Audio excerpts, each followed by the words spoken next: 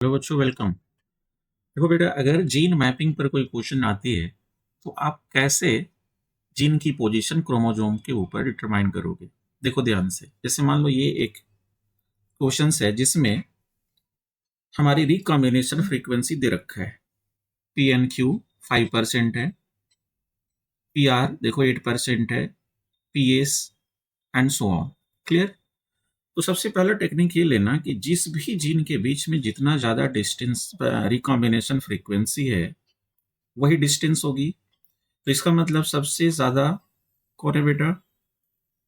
Q and S दिख रहा है हमें। तो ये क्लियर है कि क्यू और एस फार अवे होंगे एक दूसरे से, दोनों टर्मिनल एंड पर होंगे। ये ध्यान देना है आपको। 70 मैप यूनिट। क्लियर।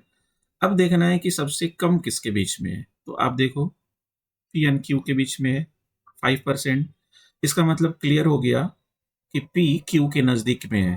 तो नजदीक दो साइड हो सकता है, या तो राइट साइड या लेफ्ट साइड। लेकिन अगर लेफ्ट साइड जाओगे, इधर की तरफ जाओगे, तो पी और एस के बीच में डिस्टेंस बढ़ जाएगा, जो कि पॉसिबल है नहीं। अब देखो यहाँ पर पी क्यू के नजदीक आ गया, कितने परसेंट? 5 मैप यूनिट है। तो अब हम देखेंगे कि पी से क्यू और एस के बीच में क्या कोई रिलेशन है। आप देखो यहाँ दिख रहा है आपको, पी और एस के बीच में कितना है? 12% है।